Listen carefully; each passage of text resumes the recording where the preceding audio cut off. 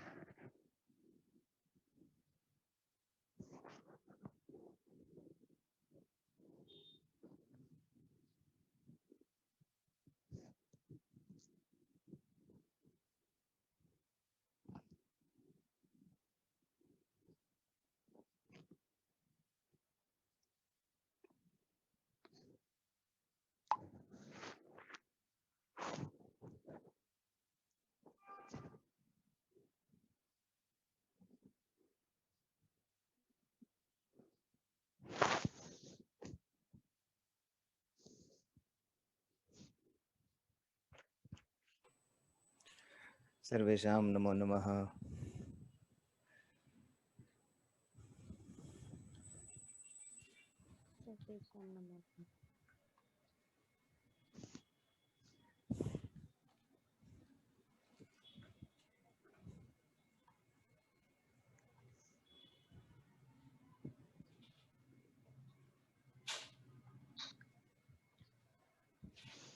बहुत ही धीरे से आवाज आई अभी किसी की।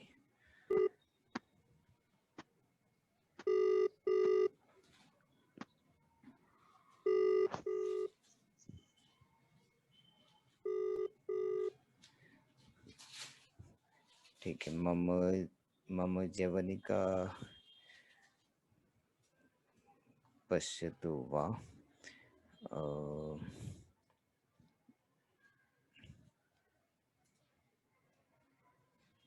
एकं निमिषे संस्कृत। हाँ,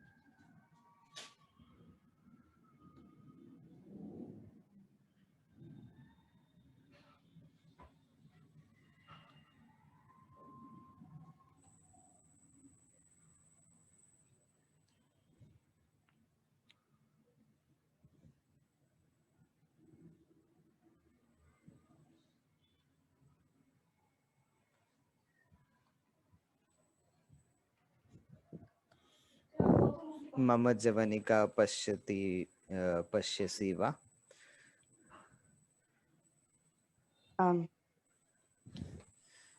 वैभवी जी, आपकी आवाज आज कितनी धीरे है।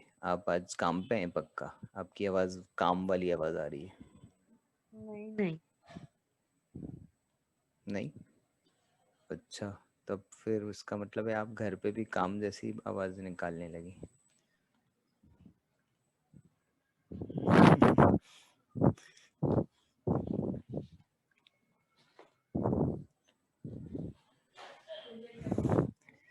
तो मोहा जी कहाँ गई? मोहा जी पूछ तो रही थी अभी ग्रुप में कक्षा के लिए।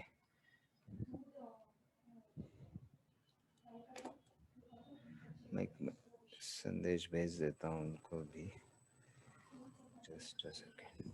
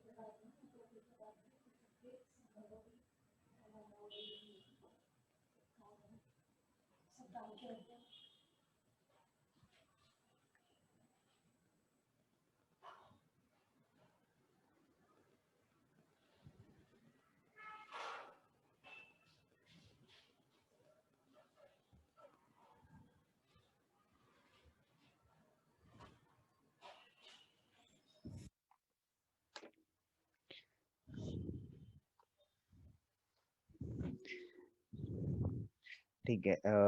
तो चारुलता जी और वैभवी जी अभी शायद मोहा जी भी ज्वाइन हो जाएं। अरे आ गई। नमो नमः सर्वेषां। सर्वेषां नमो नमः। नमो नमः आचार्य महोदय। तो हम पिछली कक्षा में बात कर रहे थे एक ये छोटी सी त्रुटि सुधार था, उत्पीठिका।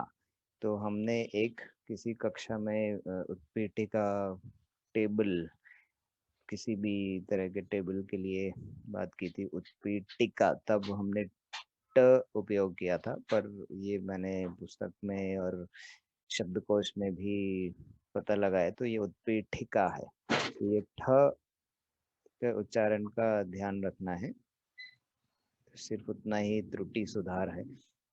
तो एक वो चीज है, और उन्हीं के हमने बहुवचन भी पिछले कक्षा में किए थे।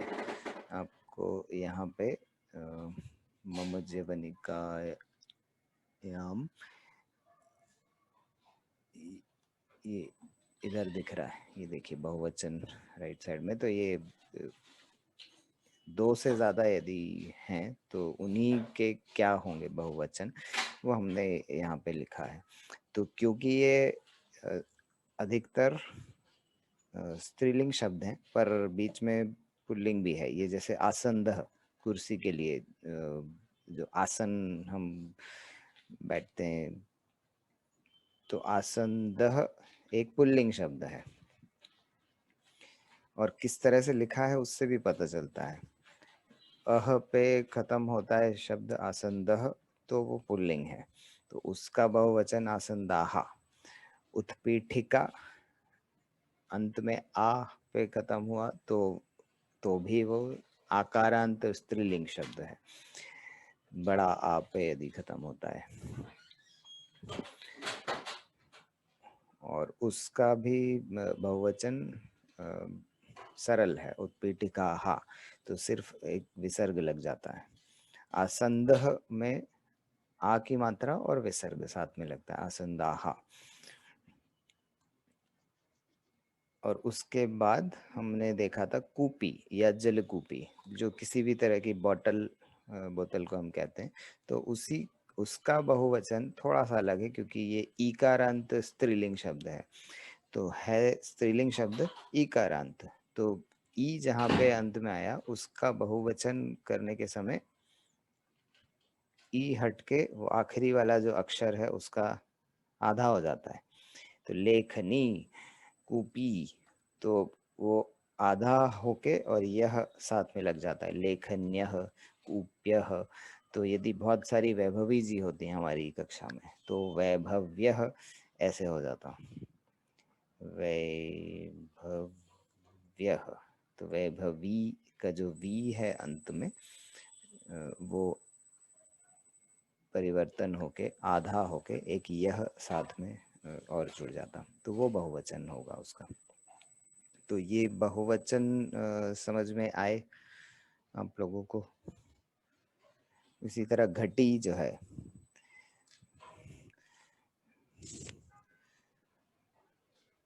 पहले घटः देख लेते हैं। घटी और घटः दो अलग अलग शब्द हैं, अलग अलग पद हैं।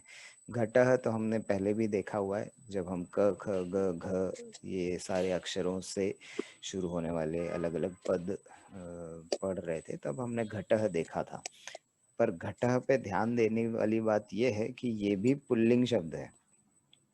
तो जब हम हिंदी या किसी और भाषा में देखते हैं तो ये नपुंसक लिंग शब्द होता है, पर संस्कृत में ये पुल्लिंग है, क्योंकि घटः, तो घटः से ही आपको पता चल रहा है कि ये पुल्लिंग है।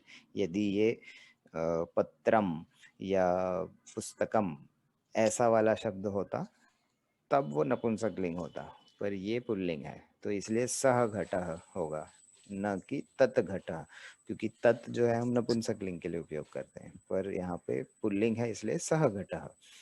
और उसका बहुवचन तो सरल है, क्योंकि घटः फिर से एक अकारांत पुल्लिंग शब्द है, आसंदः की तरह, या संस्कृत वृक्षः, रामः, बालकः।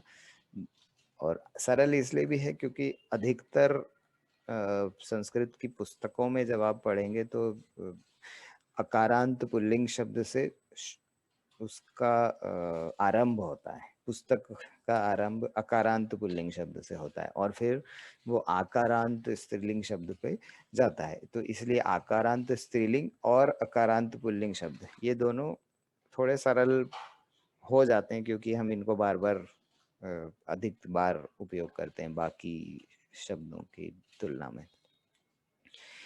तो इसका बहुवचन हो गया घटाः।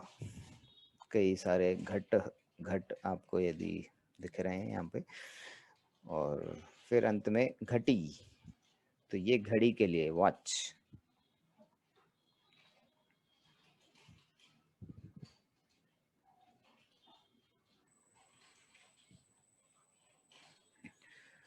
सा घटी, तो स्त्रीलिंग है इसलिए सा घटी, और उसका बहुवचन जो है घट्यः। तो अभी कौन कौन आ गया है? आज नवीन जी नहीं नजर आ रहे, तो मोहा जी, वैभवी जी, चारुलता जी। अच्छा, तो अब मैं प्रश्न करना चालू करता हूँ, आप उत्तर दीजिएगा, और उत्तर देने के बाद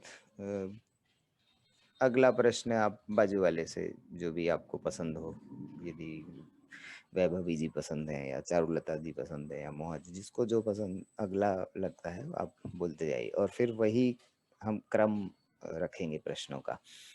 ठीक है, तो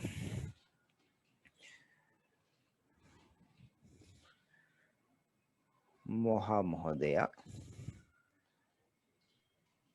एतत् किम?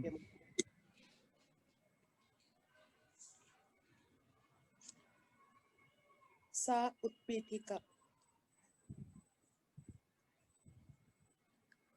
उत्तमम्। अभी प्रश्नम कुरु। उत्पीठिका पतति नीचे को पतति नहीं कहेंगे ना, वो तो गिरना होता है। अधो नीचे को क्या पतति, नीचे इज अधो और ऊपर ऊपरी, तो अधः और ऊपरी ये दो शब्द हैं ऊपर और नीचे के लिए। पुनः एक बार कहेंगे आप? हाँ, मैं एक बार लिख भी देता हूँ,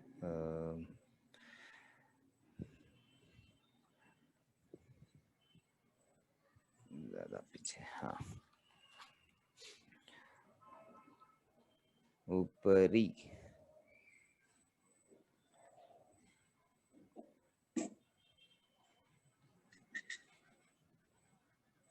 ऊपर, और अधः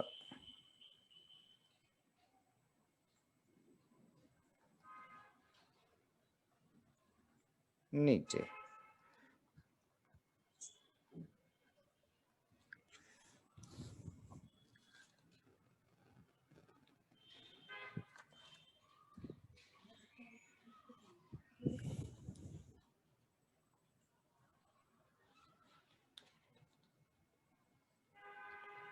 तो इसी को हम अधो भी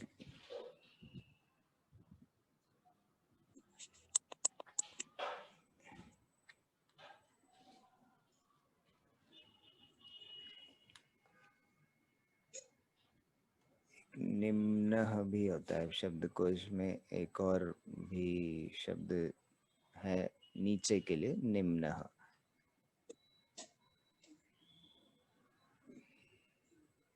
पर अधः या अधो आपने कई जगहों पे पढ़ा या सुना भी होगा।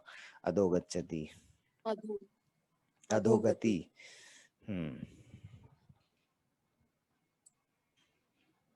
अधोगति।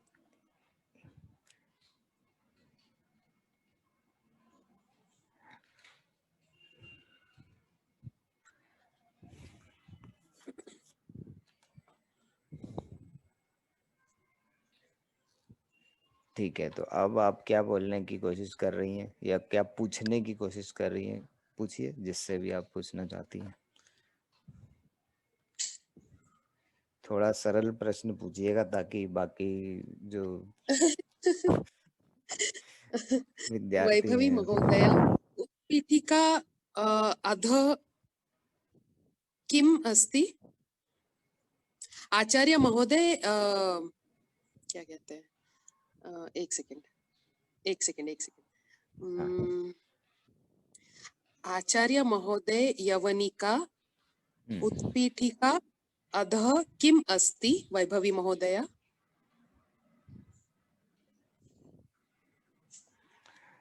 तो आप शायद उत्पीठिकायाः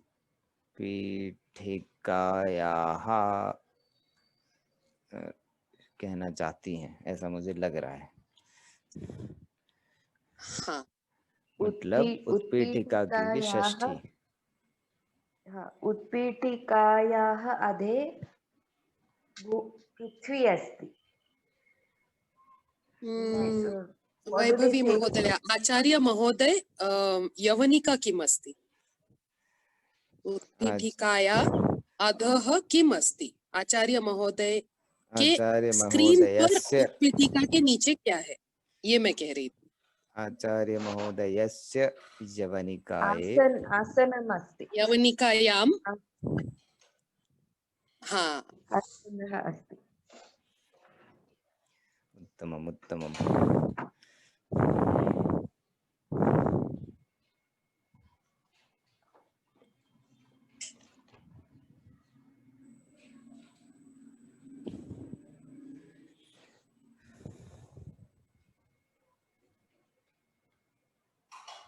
चलिए वैभवी महोदय, आपका प्रश्न।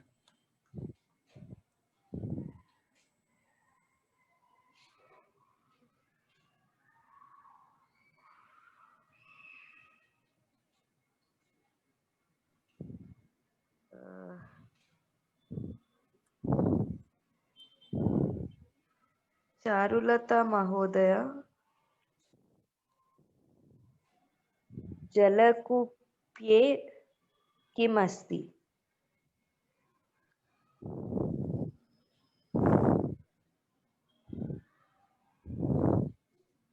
उत्तम प्रश्न।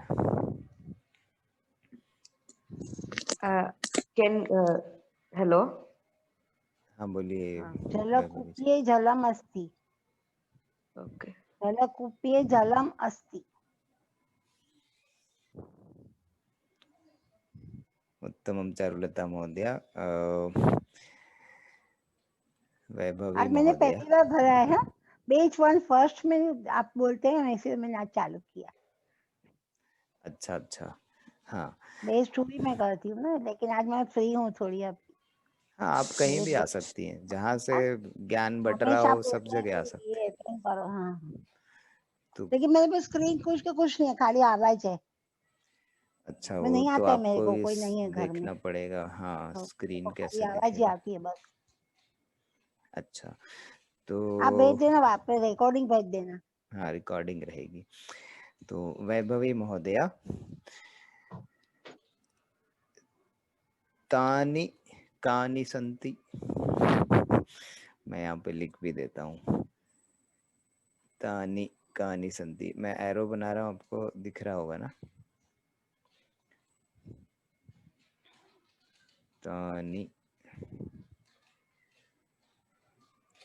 कानि सन्ति। तो अब यहाँ पे एक ये ट्रिक क्वेश्चन है। अब ट्रिक क्या है वो शायद आप समझ गई होंगी, तो देखते हैं और हम उसकी चर्चा भी कर लेंगे।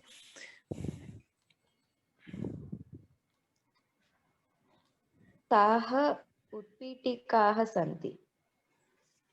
तमाम, तो आपको ट्रिक क्वेश्चन समझ गया। अब ट्रिक क्या थी आप बताना चाहेंगे? You asked in Napumsakalinga, हाँ, but I answered in the Strilinga correct. तो जब हम because पूछते हैं, Utpipika is Strilinga. हाँ, और जब हम पूछ रहे होते हैं तो हो सकता है कभी कभी हमको पता ही नहीं हो कि वो कौन सा लिंग है। तो जैसे मैं पूछता हूँ ये क्या है, वो क्या है, तत् किम एतत् किम, तो तब हम तत् और एतत् लगा सकते हैं क्योंकि हमको उसका लिंग पता ही नहीं है। लेकिन जब उत्तर देते हैं और यदि लिंग पता है तो फिर आप लिंग के अनुसार उत्तर देंगी। तो आपने बिल्कुल बढ़िया बोला कि ताः उत्पीठिकाः सन्ति। चलिए अभी आपका प्रश्न। दोनों तरफ से आप किसी भी साइड में पूछ सकती हैं, बहुवचन वाला भी चलेगा और एक वचन वाला भी चलेगा।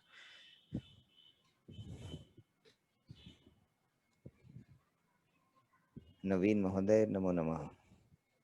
नमो नमः सर्वेषां।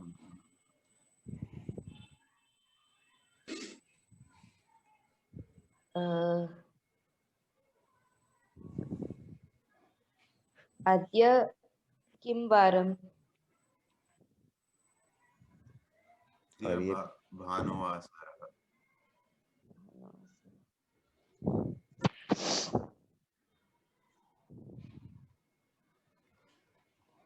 भानुवासरः।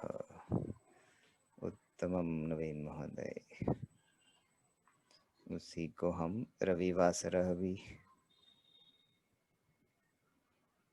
हाँ, कहते हैं। आदिवासरः भी। आदि भी आपने बताया था ना, आदि।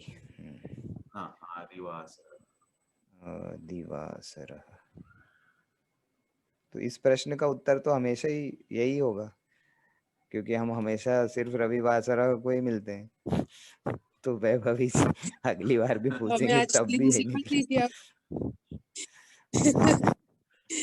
दिन को अगर संस्कृत में कुछ और कहते हैं, सोमवार, मंगलवार, बुधवार, या फिर वो बिल्कुल सारे वही नाम है। एक जैसे ही होते हैं हिंदी की तरह। हमने एक बार किया है तो सोमवासरः सिर्फ वासरः अंत में लगता है, बाकी वही का वही है। सोमवासरः, मंगलवासरः, बुधवासरः। गुरु में गुरुवासरः भी होता है और बृहस्पति वासरः भी बोलते हैं। तो गुरु और बृहस्पति क्योंकि पर्यायवाची शब्द हैं। और फिर शुक्रवासरः, शनिवासरः, रविवासरः या भानुवासरः, सेम मतलब एक ही है।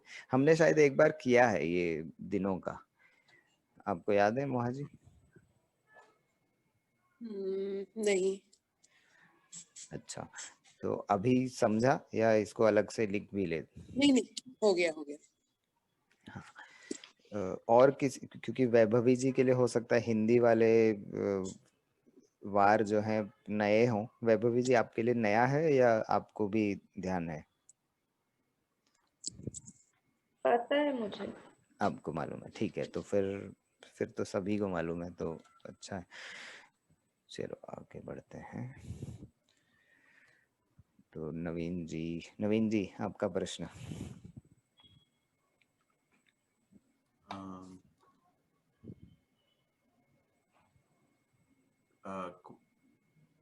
किसके बारे में करना है प्रश्न?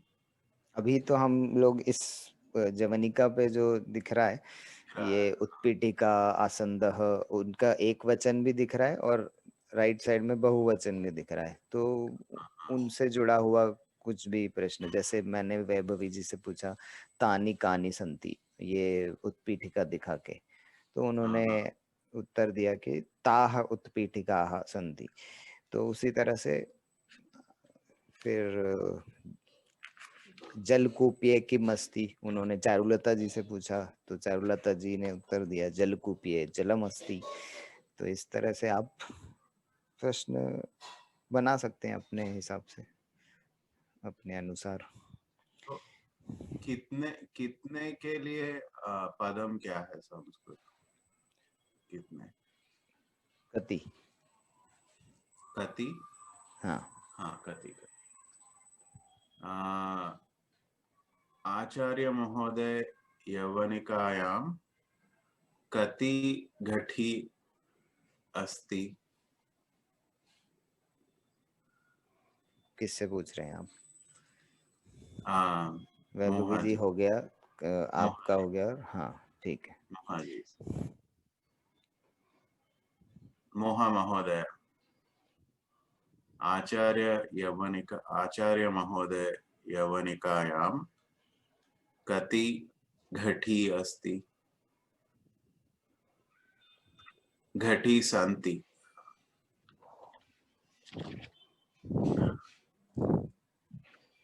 उत्तमम, उत्तम प्रश्न। इससे अच्छा दिमाग दौड़ेगा अभी आप लोगों का,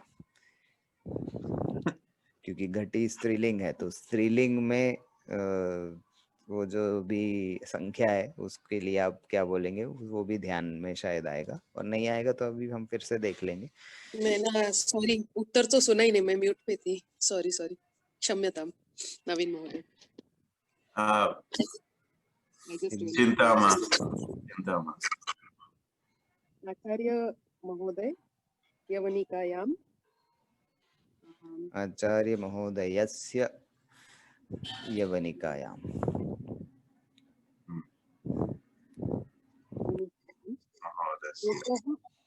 आपकी आवाज बहुत धीरे आ रही है मोहाजी। मोहाजी, आपका आवाज। भवत्याः वाणी त्रीणि घटी अस्ति, यवनिकायां त्रीणि घटी अस्ति। तो अब त्रीणी जो है, त्रीणि घट्यः, त्रीणी जो है नपुंसक लिंग है।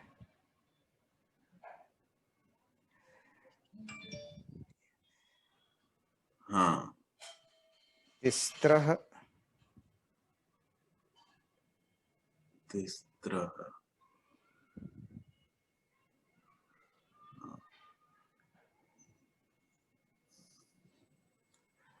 तो अभी हम गिनती वाले पृष्ठ पे चलते हैं। एक बार मैं आपको दिखा देता हूँ कहाँ गया।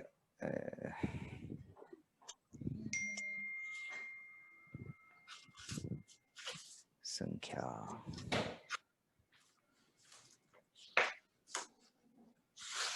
हाँ,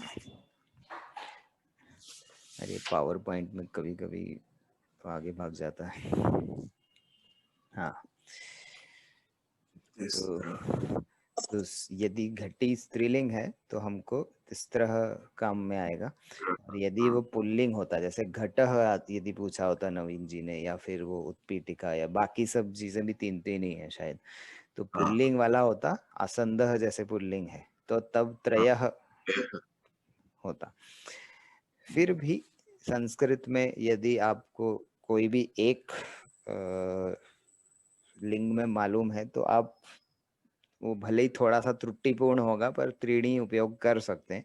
पर यदि कोई थोड़ा सा भी आपको अनुशासन वाला आचार्य मिल गया तो वो आपसे त्रुटि सुधार करवाएगा कि त्रीणी नहीं तिस्त्रः। तो पर ज्यादा अधिकतर चीजों में त्रीणी चल जाएगा, क्योंकि हम अधिकतर समय जब चीजों को संख्या गिनती करते हैं तो अधिकतर चीजें नपुंसक लिंग होती हैं। जैसे आम गिनते हैं लोग, एप्पल, फलों को गिनते हैं, या लोगों को बहुत कम गिनते हैं। लेकिन फिर भी क्योंकि बहुत सारी वस्तुएं जो होती हैं संस्कृत में उनके भी लिंग होते हैं, तो इसलिए लिंग का फिर भी ध्यान रखें तो ज्यादा अच्छा होगा। जैसे घटी, तो घटी भी एक वस्तु ही है लेकिन वो स्त्रीलिंग है।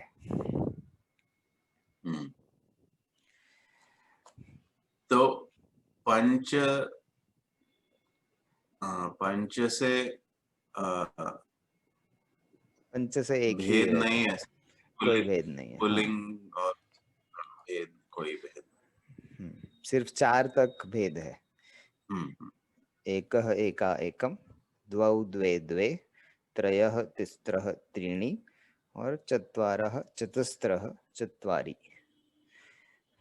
तो याद रखने के लिए आप इस तरह से उसको ध्यान में रख सकते हैं कि जो नपुंसक लिंग वाले देखो, एकः एका एकम याद करना आसान है, सरल है, क्योंकि उसमें सीधा सीधा जैसे पुल्लिंग में एकः अह वाला होता है, स्त्रीलिंग में एका जैसे सहसा और तो उसका मिलता जुलता है, तो एकः वाला सरल है। दो वाला भी पुल्लिंग में द्वौ, जैसे आपने बालकौ रामौ, ऐसे भी बालकः बालकौ बालकाः पहले भी हमने 1-2 बार किया है। तो 2 में पुल्लिंग में द्वौ और बाकी स्त्रीलिंग और नपुंसक लिंग दोनों एक ही हैं, द्वे द्वे। तो ये भी याद हो जाएगा। अब 3 और 4 में थोड़ी सी एक कुंजी मैं आपको बताता हूँ। तो कुंजी ये है, संकेत मतलब इसको, जिसको हम हिंट बोलते हैं अंग्रेजी में, संकेत। तो नपुंसक लिंग में ई पे खत्म होने वाले अक्षर हैं। त्रीणी अंत में छोटी ई की मात्रा लगती है और चत्वारी इसमें भी छोटी ई की मात्रा लगती है। ठीक है, ये नपुंसक लिंग। जैसे आपने फलानी, पत्राणी, शास्त्राणी, ये सब जो नपुंसक लिंग के शब्द होते हैं, फलम, फलम, फले, फलानी, तो फलम जो है एक वचन है, और क्योंकि 3 हैं या 3 से ज्यादा हैं तो वो फलानी हो जाता है, पत्राणी हो जाता है, पत्ते, पेड़ के पत्ते। तो वैसे ही अंत में ई लगेगा, त्रीणी और चत्वारी। तो ये इस तरह से आपको याद हो जाएगा नपुंसक लिंग वाला। स्त्रीलिंग में भी आसान इसलिए है क्योंकि ये स्त्री है और उसी का स्त्रह, स्त्र जो है ये स्त्री का स्त्र, इसमें दोनों में आता है, 3 में भी आता है और 4 में भी आता है, तिस्त्रह और चतुस्त्रह। तो ये भी अब सरल लगने लगेगा। कभी कभी ये तिस्त्रह और चतुस्त्रह याद करने में थोड़ा मुश्किल होता है क्योंकि हमको उसका संकेत ध्यान में नहीं होता, पर अब शायद याद रहेगा आपको। और पुल्लिंग वाला आसान है, त्रयः और चत्वारः, तो पुल्लिंग वाला सरल है, त्रयः चत्वारः। तो मोहा जी एक बार पुनः उत्तरम वदतु। हम उस पेज पृष्ठ पे चलते हैं। आचार्य महोदयस्य यवनिकायां त्रिस्तः घटी अस्ति। तिस्त्रः, तो जो अंत में त्रह है वो अलग से सुनाई आना चाहिए। फिर से बोलिए, मुझे नहीं आया सुनाई, हो सकता है किसी और को आया हो। यवनिकायां त्रिस्तः घटी अस्ति। फिर से पुनः वदतु। त्रिस्तः, पुनः वदतु। तिस्त्रः, त्रिस्त्रः, त्रिस्त्रः। हाँ, तो पहला जो त है ती वाला, वो ती है, वो त्रि नहीं है, शुरू वाला। और अंत में जो है वो त्र है, तो तिस्त्रह है। तिस्त्रः, हाँ,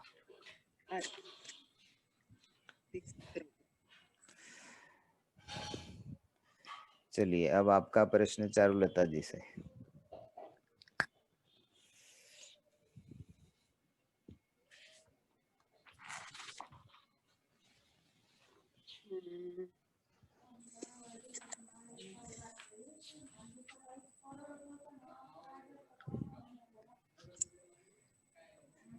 फिर इसके बाद आज हम भोज्य पदार्थ करेंगे। चारुलता महोदय, हाँ जी, आ आद्य अद्य किं समय अस्ति?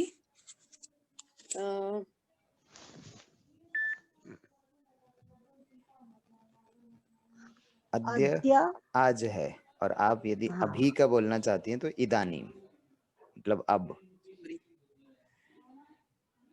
तो एक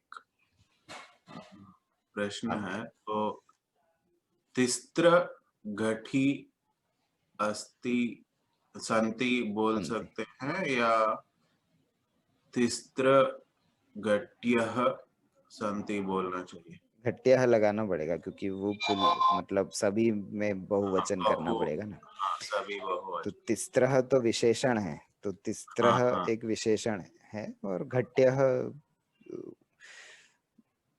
उसका जो संज्ञा है उसका बहुवचन भी होगा। अद्य हाँ चारुलता जी। अद्य अर्धसप्तवादन सायंकाले। उत्तमम् उत्तमम्। अद्य सार्ध अर्धसप्तवादने सप्तवादने अस्ति। तो अब वादने यदि आप कह रही हैं तो उसका मतलब है 7:30 बजे कुछ होने वाला है या कुछ हो रहा है, वो आप कहना चाहती हैं। पर आप यदि सिर्फ ये बोलना चाहती हैं कि अभी 7:30 बज रहा है, तो सार्ध सप्तवादनम अस्ति। तो ये जो दिख रहा है ना मेरे स्क्रीन, अच्छा आपको शायद स्क्रीन नहीं दिख रहा, हाँ, तो सार्ध सप्तवादनम अस्ति। तो जब भी कोई समझ समय में आ पूछता गया। है, हाँ, तो जैसे मैंने हम्म, पूछा चारुलता जी कह समयः, मतलब मैं सिर्फ ये पूछ रहा हूँ अभी क्या समय है। हम्म। कह समयः, तो आप कैसे उत्तर देंगी? अर्धसप्तवादन अस्ति। हाँ, सार्ध सप्तवादनम, तो ये सार्धसप्तवादनम। हाँ, उत्तमम उत्तमम। आयो बेटा। तो अब हम वापस म्यूट पे चले जाते हैं। कहाँ गया?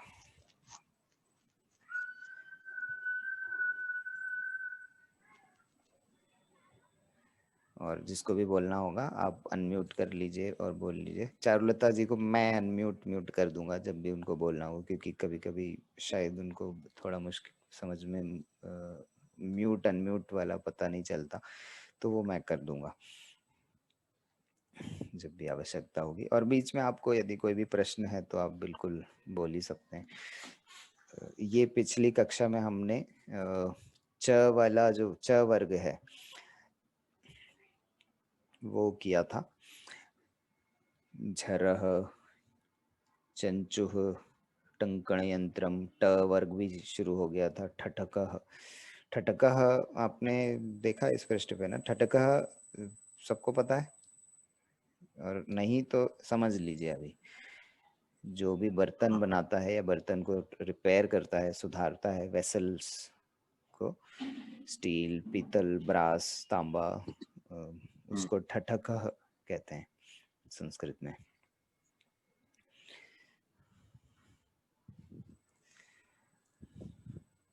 और फिर डमरूह, तो ट ठ ड यहाँ तक हम पहुंच गए थे। मिट्टी को क्या कहेंगे? मृत्तिका, मिट्टी का।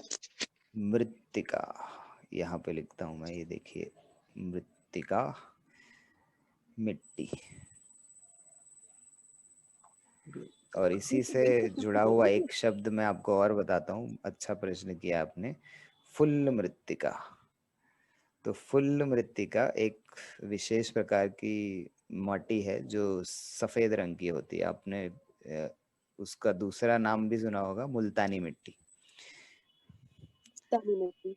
तो मुल्तानी जो है वो इंग्लिश में भी तो ही बोलते हैं। फ से फुल, फुल फुलर्स अर्थ, इंग्लिश में वही कहते हैं उसको। फुलर्स अर्थ बोलते हैं उसको। काफी हाँ सिमिलर। हाँ, तो वही फुल्ल मृत्तिका संस्कृत में उसी का नाम है। इससे मृत्यु शब्द जुड़ा हुआ है, नहीं, क्योंकि मतलब जो बोलते हैं कि माटी बन जाना है, अच्छा, शरीर मिट्टी बन जाना है। हाँ हाँ हाँ, वो बिल्कुल जुड़ा हुआ है। जो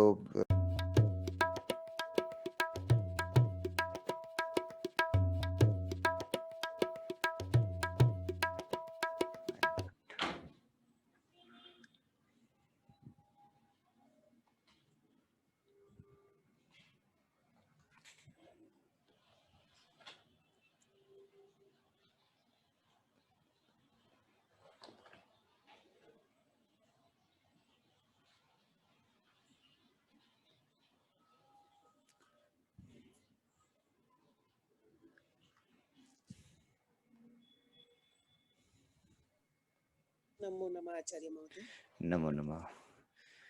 देखते हैं बाकी लोग। तो मैं ये बोल रहा था संपदानंद जी भी, अच्छा बाकियों को आ जाने दीजिए, फिर बात करते हैं।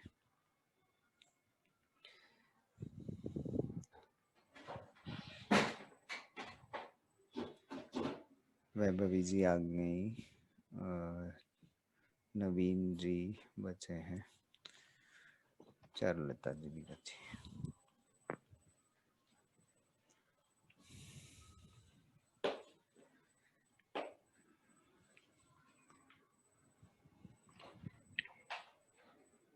सर्वेशां नमो नमः। नमो नमः। चारुलता जी के लिए 20-25 सेकंड और हम प्रतीक्षा कर लेते हैं। आज घर पे कोई नहीं है उनके, तो पहली बार उनने कैसे लॉगिन किया होगा, आशा है कि वो कर लें।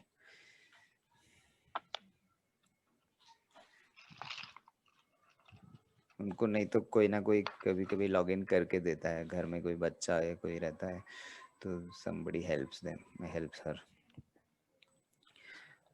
ठीक है, आ जाएंगी। मुझे ज्यादातर उनको नहीं भी होता है तो कम से कम बिना वॉइस के वो आ जाती हैं, आ उतना रही तो हो आ जाता है। रही हाँ आ आ गई चारुलता जी, आ गई।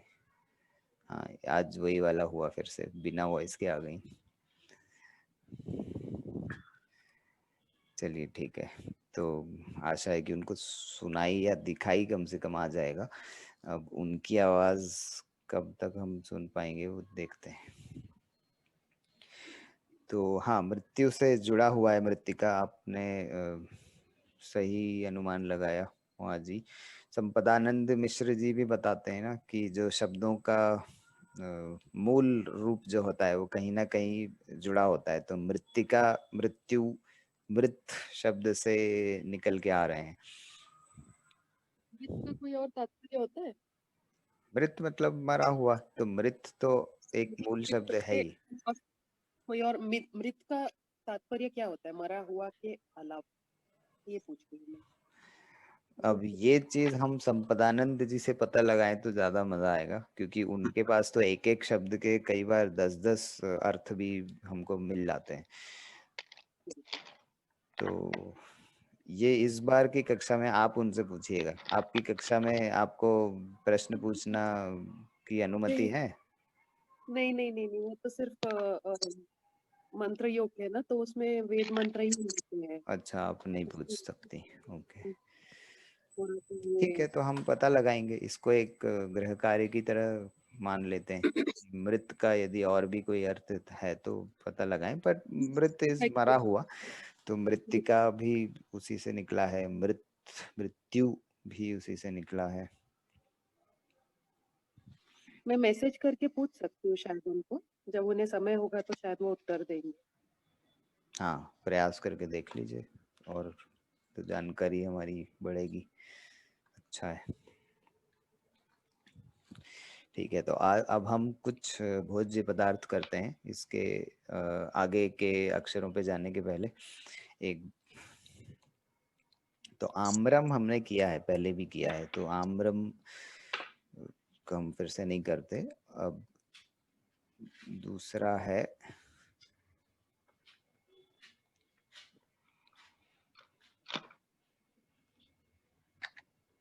सेवम।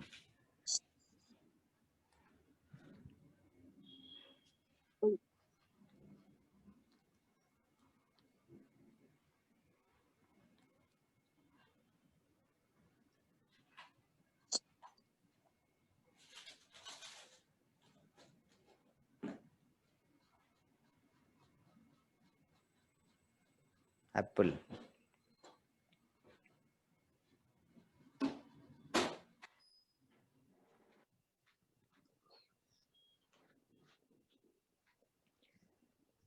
एक प्रश्न है। ऊपर मैं लिख भी देता हूँ भोज्य पदार्थ। हाँ बोलिए। महोदय, सेब हिंदी में कहा जाता है ना? क्या? सेब शब्द है, सेब शब्द हाँ हिंदी में आएगा, क्योंकि मैं आज तक सोच रही थी कि सेब उर्दू शब्द होता है, लेकिन ये तो निकला मेनली सेवम से है। हाँ, सेब करके होता है ना हिंदी में। सेब सेब सेब भी कहते हैं और सेब भी कहते हैं। सेब शायद उर्दू है, ये जो सेब ब वाला है वो शायद उर्दू है, और व जो है ये हिंदी है। अच्छा, सेवम से आप उस हिसाब से कह रहे हैं कि सेवम सेवम। ठीक है। नहीं, तो उर्दू में भी हिंदी संस्कृत से बहुत सारे शब्द लिए हुए हैं। उर्दू में जो क्रियाएं होती हैं वो 90% से ज्यादा क्रियाएं संस्कृत की ही हैं। ये भी संपदानंद जी ने ही बताया था एक बार। तो उर्दू में भी हमको कई बार संस्कृत से मिलते जुलते शब्द मिल जाते हैं।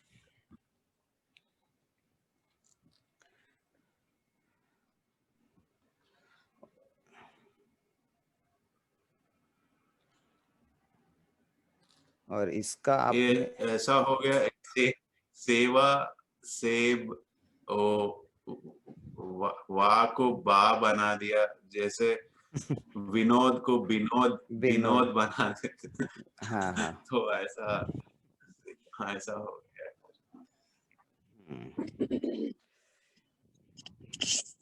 हाँ, कहीं कहीं पे भाषा का कन्वीनियंस के लिए उनने ज्यादा हाइड नहीं किया, ज्यादा बदला नहीं। जो ओरिजिनल शब्द था, मूल शब्द था, उसी को थोड़ा सा बदल के उपयोग कर लिया।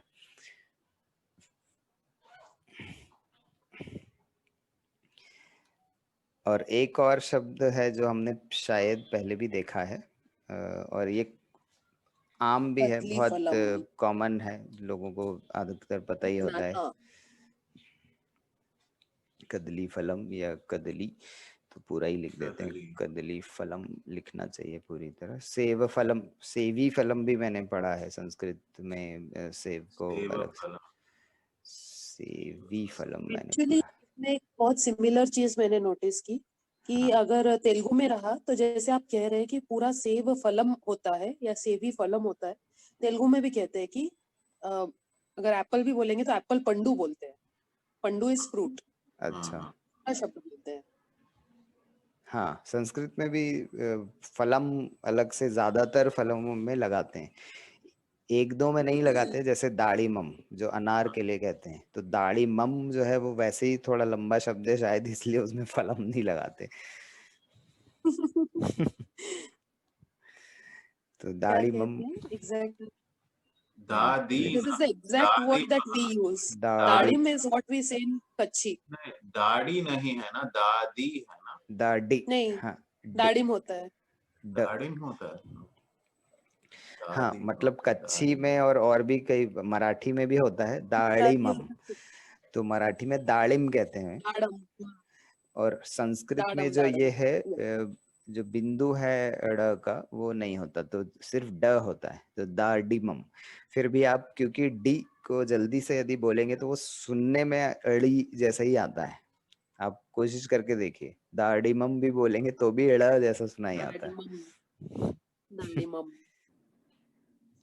तो तो ये भाषा की सुंदरता है कि जब हम उसको दाड़ीमम कह रहे हैं बिना बिंदु के, वो फिर भी वो बिंदु के साथ जैसा सुनाई आता है। इसलिए शायद बाकी दोनों कई भाषाओं में उनको दाड़ीम ऐसे करके बोलते हैं। मराठी में बोलते हैं, आपके गुजराती में भी बोलते हैं मेरे ख्याल से दाड़िम। Dadam. It is Dadam. दाड़म। Kachchi. तो ये पोमीग्रेनेट, अनार,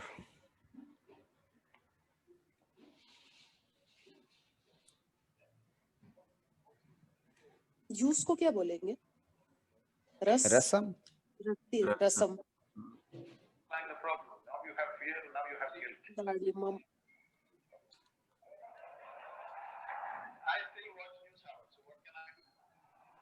ಸ್ಥಳ ನ್ಯೂಸ್ ಅವರ್ ಟೈಮ್ಸ್ ನವಲ್ಲಿ ನ್ಯೂಸ್ ಅವರ್ ನಡೀತಾರೆ.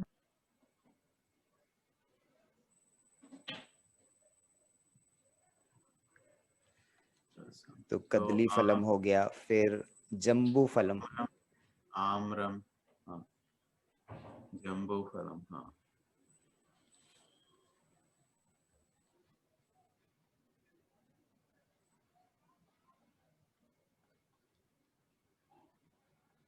दिस इज जामुन,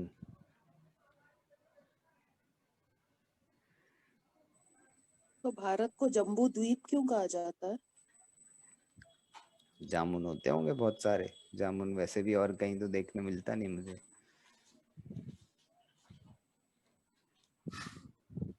कहीं और जामुन नहीं होते हैं, यहाँ पे होते थे।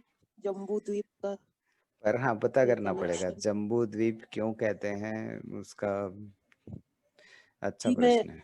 बहुत पहले से सोचा हुआ है कि ये जम्बू द्वीप क्यों कहते हैं। हाँ, गृह कार्य। ही जिसका भी समाधान नहीं होता है वो उत्तम प्रश्न हो जाता है। नहीं, मुझे भी उत्सुकता होती है ना वो जानने की, तो अच्छा हाँ, है हाँ, हाँ, कि गृह कार्य वो मेरे लिए भी गृह कार्य है। ऐसा नहीं कि वो आपके लिए है, सभी के लिए है वो।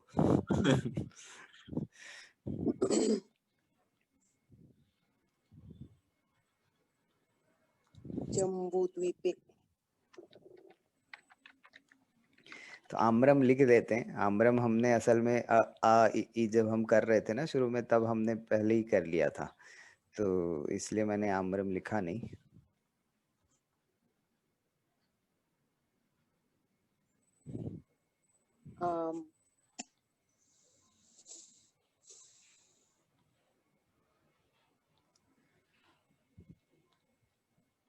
इसको तो कलर भी करना ही पड़ेगा। आम कैसे लगेगा? पीला आम पका हुआ।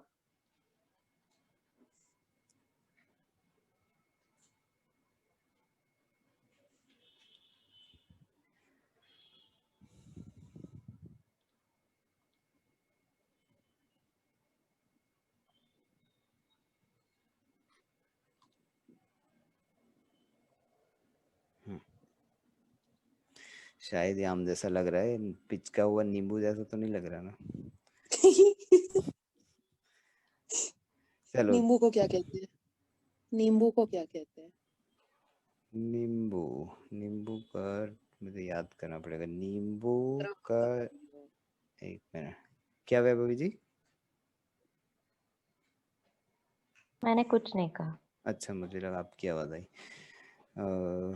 नींबू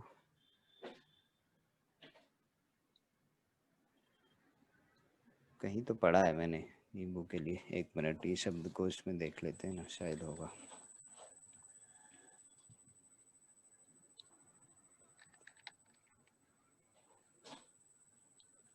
हाँ, थोड़ा याद करने में मुश्किल है, पर जम्बू से मिलता जुलता है। जम्बीरम ये एकदम नया शब्द है। नया शब्द है।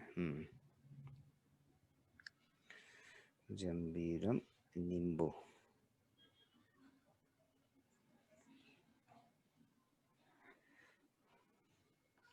लेमन।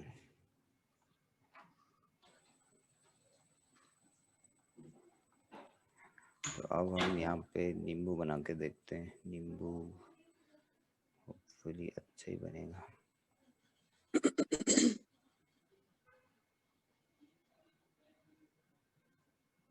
नींबू में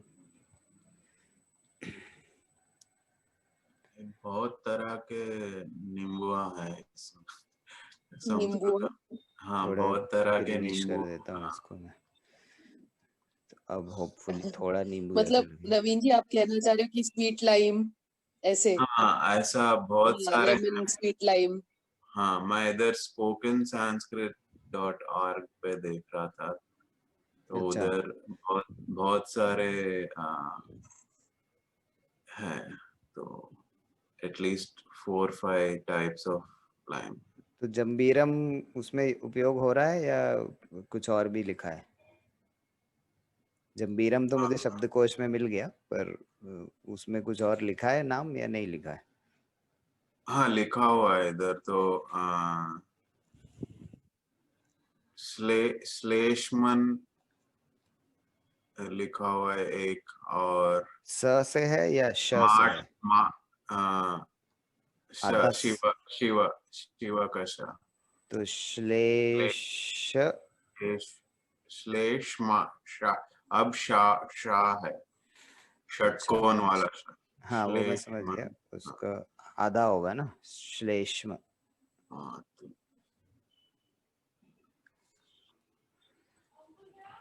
श्लेष्मम।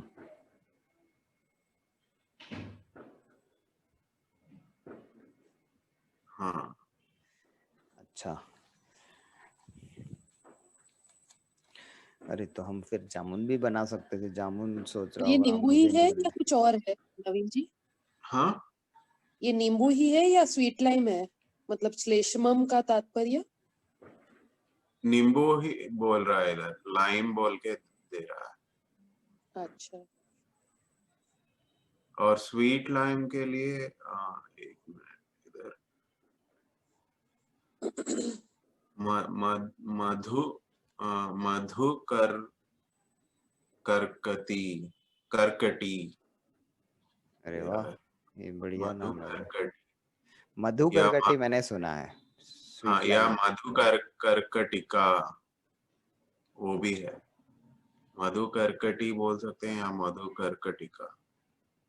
वो स्वीट लाइम के लिए है। हाँ मधु करकटिका तो पपाया को कहते हैं। ओ एक बार आप ढूंढ के देखिए, मधु करकटिका अलग से ढूंढ के देखिए, हाँ देखता हूँ।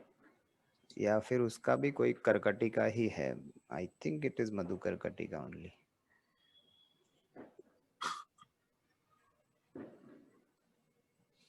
मधु करकटिका,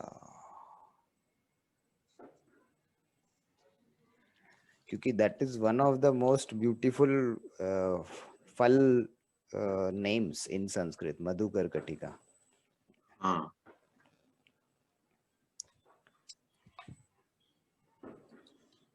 मैं इस शब्दकोश में देखता हूँ, शायद दिया होगा, देखते हैं। संस्कृत भारती वाला वो पपाया, सब मधु करकटी, हाँ है ना, मधु ओ, करकटी। तो इसमें गलत है शायद फिर ये वेबसाइट पे। किसको बोला आपने स्वीट लाइम? इसमें देखते हैं स्वीट लाइम लिखा है क्या अलग से शब्दकोश में? शायद नहीं होगा शब्दकोश में। मैंने इतने सारे पुस्तक ले लिए तो अभी यूज उपयोग तो करना है।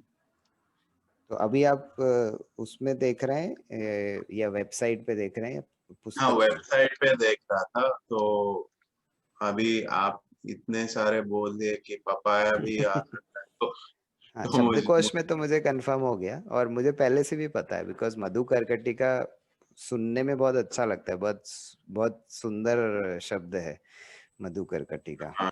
तो इसलिए मुझे याद है कि वो पपीते को बोलते हैं पपाया।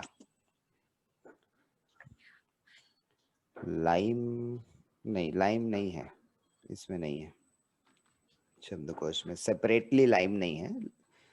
हाँ, तो आप इंग्लिश वाला शब्दकोश में देख रहे हैं या हिंदी वाला? अब जिसका इंग्लिश हमको जल्दी मिल जाता है उसको इंग्लिश में देख लेते हैं, किसी को हिंदी में देख लेते हैं। हिंदी में भी देख लेते हैं। नींबू,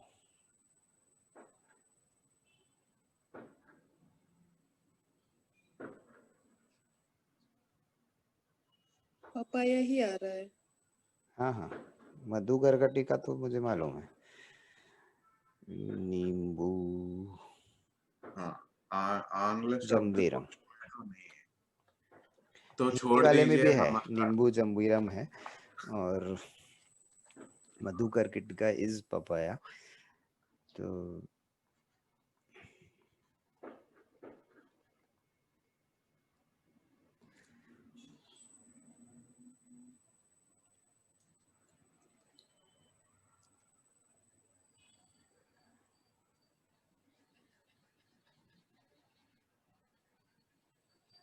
पपाया जैसा दिखता है कि नहीं पता नहीं, पर विल ट्राई।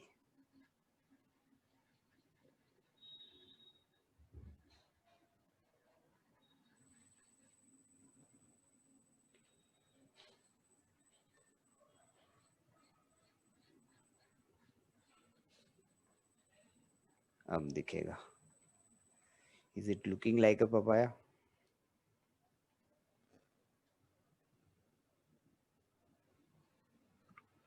मुझे कुछ मिला। I will try to share it in the chat box एक बार। हाँ ये थोड़ा थोड़ा लग रहा है क्या पपाया जैसा? हाँ लग रहा है। चलो, मतलब मुझे कंप्यूटर पे भी शेडिंग करनी आ गई।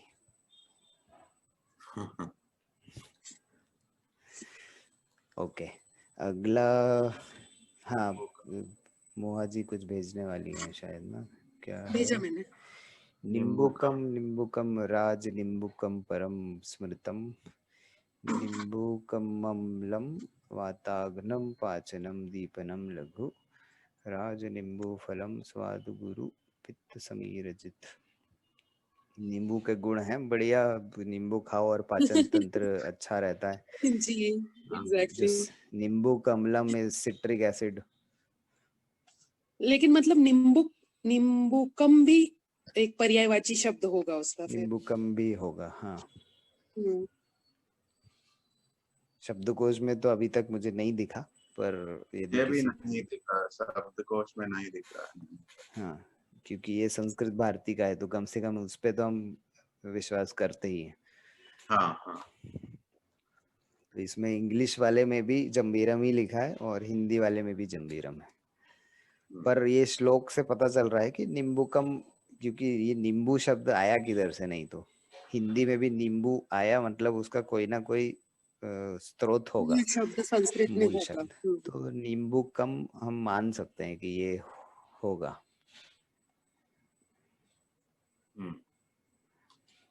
निम्बुकम।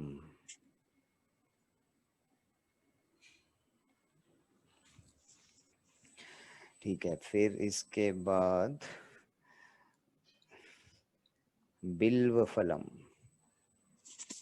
ये भी आपने ज्यादातर अधिकतर लोगों ने सुना होता है। जी। शंकर जी को इसके ही पत्ते चढ़ते हैं, शिव जी का बहुत पसंद का पत्ता होता है। इसको हिंदी में बेल का फल कहते हैं।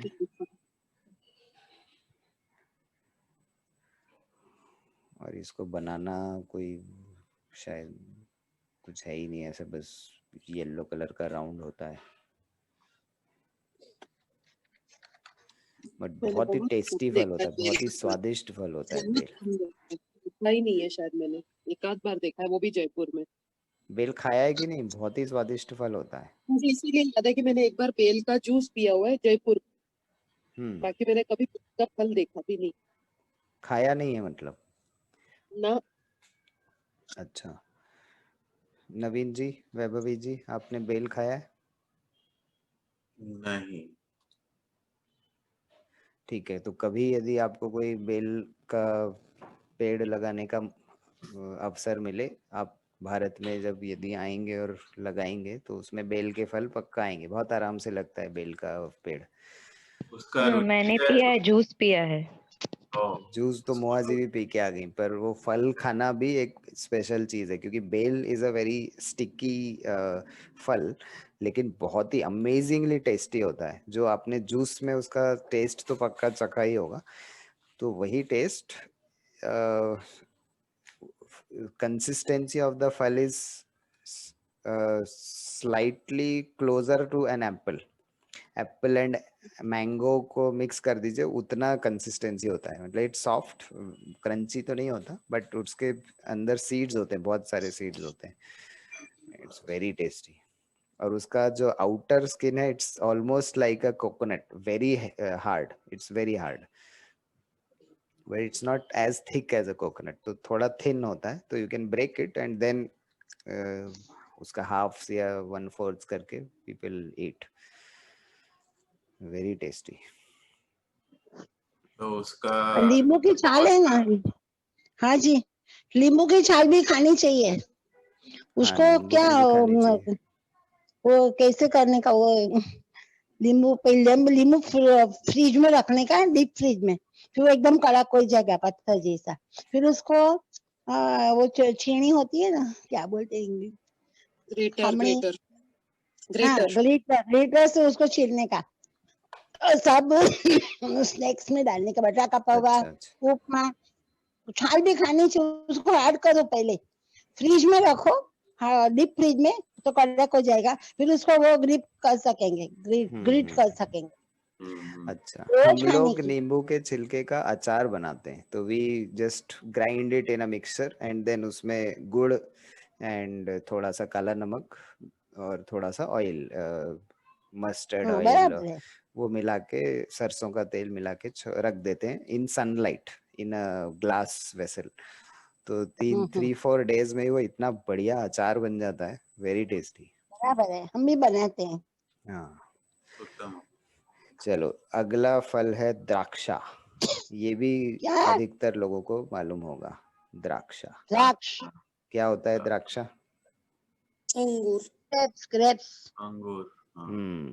काला और ग्रीन दोनों।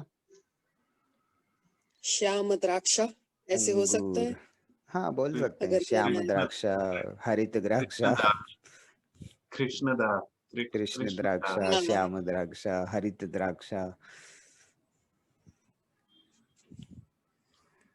अंगूर। तो तेलुगु में तो सेम टू सेम है द्राक्षा।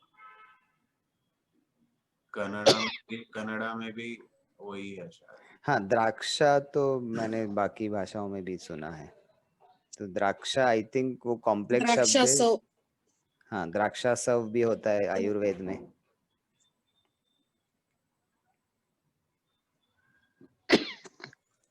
तो इसको थोड़े से काले अंगूर भी बना देते हैं।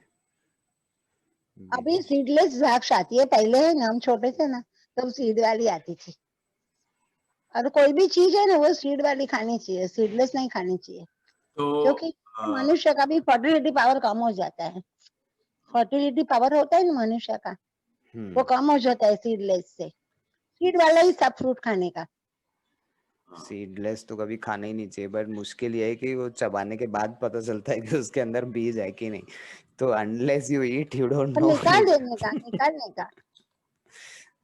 हाँ नवीन जी, आप भी ऐसे कुछ बोल आयुर्वेद रहे में बोलते हैं कि सीडलेस नहीं खाने का, सीड वाला ही खाने का, कि हमारे जो मनुष्य का वो फर्टिलिटी पावर होता है ना थे। वो खलास हो जाता है, कम हो जाता है। नपुंसकलिंग। हाँ। आप तो कुछ बोल रहे थे नवीन जी? सीड को क्या बोलते हैं? वित्त बीजम। बोलते हैं। बीजम, बीजम, हाँ बीज। बीज, बीज। बीज, हाँ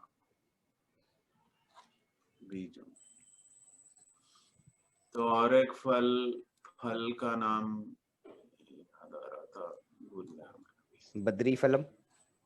आमलिका। आमलिका क्या बोलते हैं? आंवला आमला को संस्कृत में गूसबेरी, गूसबेरी, अमलकी। गूसबेरी तो इंग्लिश है। गूसबेरी। इंग्लिश में, मैं संस्कृत में पूछ रहा हूँ। अमलकी। इंग्लिश में गूसबेरी बोलते हैं आंवला आमला को। इंग्लिश में बोलते हैं gooseberry, मगर संस्कृत क्या क्या? आंवला का हम अगली बार कर लेंगे, अभी आई थिंक 8:15 हो रहा है, होने वाला है ना। ओके, बद्री अभी है। फलम क्या होता है? हाँ वही पहले लिख देता हूँ, फिर आंवला का लिखेंगे। बद्री फलम इज बेर। बेर। बेर को इंग्लिश में क्या बोलते हैं, आपको किसी को ध्यान है क्या? आई थिंक मैंने बेर इंग्लिश में सुना ही नहीं है, because ber is only an very Indian Indian, Indian it phal. Is a very Indian fruit. हाँ, इवन जामुन, जामुन को भी इंग्लिश में जामुन ही कहते हैं। There is no other word for jamun. ना ब्लैकबेरी कहते हैं, ब्लैकबेरी। नहीं ब्लैकबेरी तो नहीं नहीं, अलग होता है ब्लैकबेरी चारुलता जी। अलग होता है, वो अलग ब्लैकबेरी इसको नहीं बोलते हैं। तो वो आंवला के कोई चाव, गूसबेरी। Gooseberry, gooseberry. तो बट एक्चुअली जो गूसबेरी होता है जो बाहर मिलता है वो इतना खट्टा नहीं होता है जितना इंडिया का होता है, बहुत अलग होता है। भारत में तो अलग अलग है आमला, तो अलग तरह के हैं। हाँ, कई अभी वैरायटीज होती हैं और जो सबसे छोटे साइज का आंवला होता है दैट इज द बेस्ट। हाँ वो काठियावाड़ में होता है, सौराष्ट्र में। छोटा वाला वो ओजस का घर है ना, तो बहुत होता है छोटा छोटा, अच्छा। बहुत अच्छा लगता है हमको, किलो किलो लाते हैं। तो ये बेर भी बन गया। मुंह में पानी आ गया, माउथ ये वाटरिंग। बेर भी तरह तरह के हैं ना, छोटे बेर रहते हैं, बड़े। देखो दिल्ली के अब बेर वो आते जब हैं, रॉ रहता है तब अहमदाबादी हरा बेर, रहता है। हाँ, बेर बेर भी अलग अलग अहमदाबादी, होता है। दिल्ली, हम्म अजमेरी बहुत बहुत अच्छा था, अजमेरी। हम्म बड़ौदा में सब बोल मिलते हैं, अजमेर चमेली, अजमेरी अजमेरी का बहुत अच्छा आता है। अजमेरी का असली नाम क्या है? वो नहीं मालूम है। अभी सीखते हैं ना, स्टूडेंट है हम।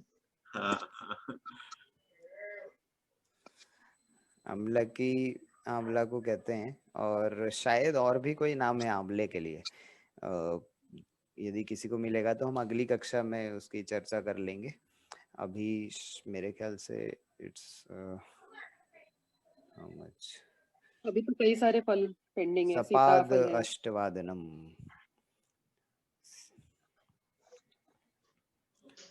सपाद अष्टवादनम अस्ति। ये च्यवनप्राश बोलते हैं आंवले को, च्यवन। च्यवन हो सकता है, च्यवन तो च्यवन ऋषि का को नाम ढूंढना था। पड़ेगा, च्यवन लेकिन ऋषि का नाम। च्यवन ऋषि का नाम होगा। हाँ, च्यवनप्राश अच्छा तो अच्छा, हाँ उसका मेन इंग्रेडिएंट तो आंवला आंवले होता में है। से होता है ना ज्यादा। हाँ, पर हाँ ढूंढेंगे, अगले कक्षा के लिए हम उसको बचा के रखते हैं। अभी तो थोड़े और फल, सिर्फ फल ही नहीं, हम भोज्य पदार्थों में और भी करेंगे, फल सब्जियां भी करेंगे, फल भी थोड़े बहुत बचे हैं। सीताफल को तो शायद सीताफलम ही कहते हैं, सीताफल में कुछ अंतर नहीं है। रामफलम ये भी इज ऑल्सो इंडिया रामफलम। फ्रूट, सीताफल और रामफल वो एक्चुअली बहुत इंडिया है। हाँ, अच्छा। सुनो पक्षी गाजर दे। कस्टर्ड एप्पल कहते हैं इंग्लिश में, पर उसका और कोई अलग से नाम नहीं है। चलिए, सीताफल। कक्षा समाप्तं करोमि। सर्वेषां नमो नमः। शुभ नमो रात्रि, नमः। शुभ दिन। जय श्री कृष्ण, जय श्री कृष्ण। नमो जय नमः। सिया राम। जय श्री पुनः कृष्ण। मिलामः। शुभ रात्रि। पुनः मिलामः। शुभ रात्रि। जय शुभ रात्रि। जय जय श्री राम। जय श्री राम। किधर गया?